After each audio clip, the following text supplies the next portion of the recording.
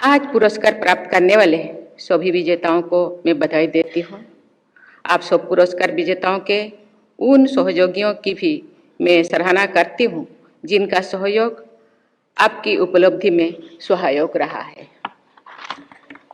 वहीदा रहमान जी को दादा साहेब फाल्के पुरस्कार से सम्मानित करके मुझे बहुत प्रसन्नता हुई।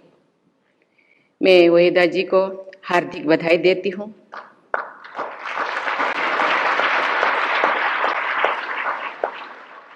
उन्होंने अपनी कला और व्यक्तित्व से फिल्म जगत के शिखर पर अपना स्थान बनाया है।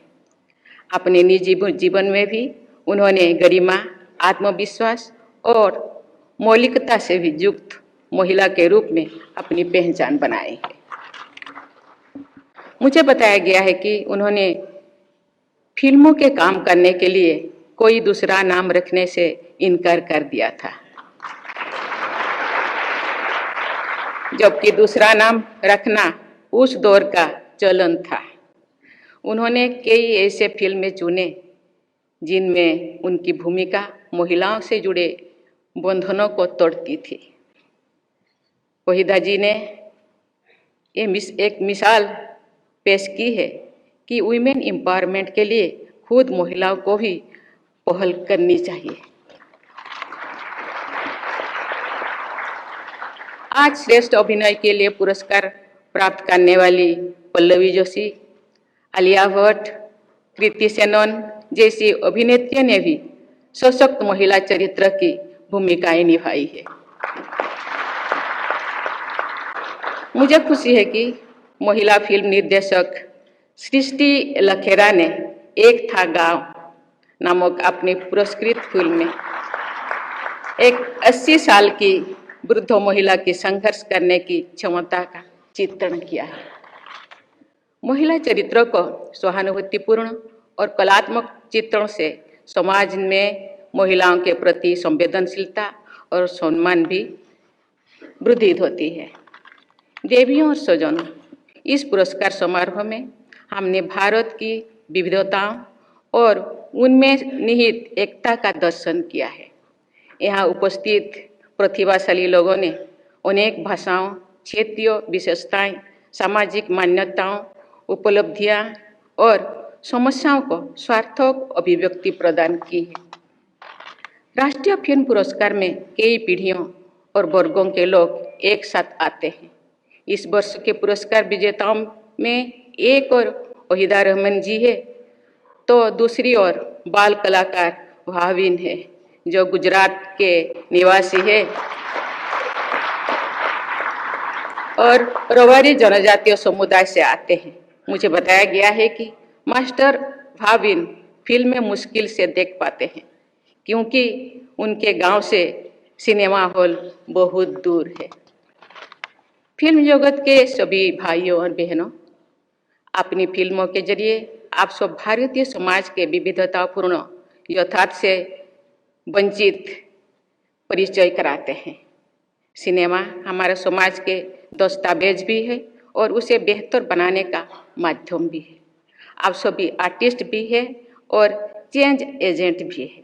आज सब देश के बारे में जानकारी भी देते हैं और देशवासियों को एक दूसरे से जोड़ते भी है। फिल्म केवल एक इंडस्ट्री नहीं है, ये केवल व्यापार और मनोरंजन तक ही सीमित नहीं है।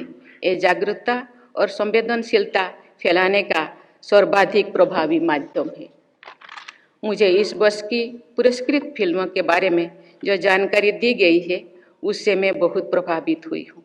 इन फिल्मों में जलवायु परिवर्तन, गर्ल्स ट्रैफिकिंग, नारी का उत्पीड़न, भ्रष्टाचार और सामाजिक शोषण जैसी समस्याओं का भी चित्रण किया गया है।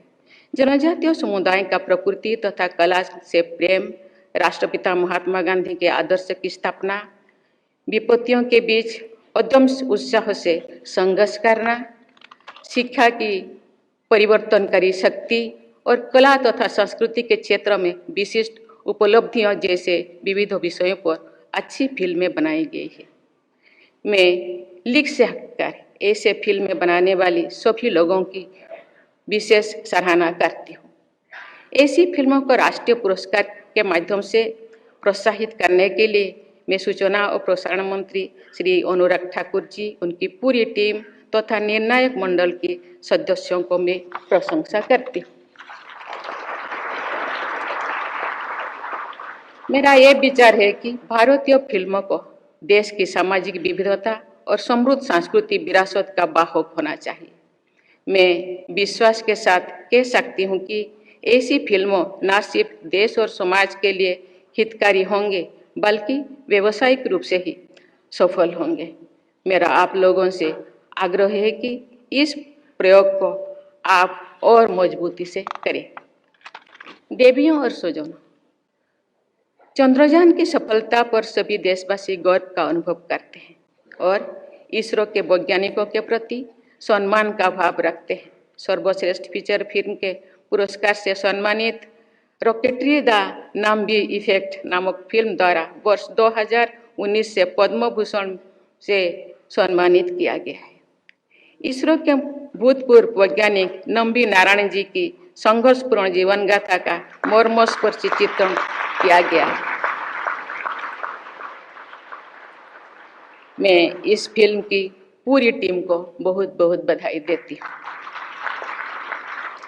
सार्थक फिल्म में समाज और देश की उल्लेखनीय का चित्रण भी होता है और समस्याओं का भी। सभी देशवासियों ने आज़ादी का अमृत महोत्सव मनाया है तथा स्वाधीनता संग्राम में बलिदान देने वाले पूर्वजों का सादर स्मरण किया है। जलियांवाला बाग का नरसंहार और उनके बाद घटनाओं हमारी सामूहिक चेतना का अभिन्न अंग है।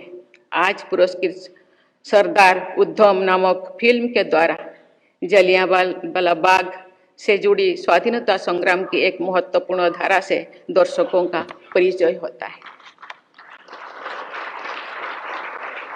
परमवीर चक्र से सम्मानित भारत माता के अमर सपूत कारगिल युद्ध में सर्वोच्च बलिदान देने वाला कैप्टन विक्रम बत्रा ने जीवन गाथा पर आधारित फिल्म शेरशाह को विशेष पुरस्कार प्रदान करने के लिए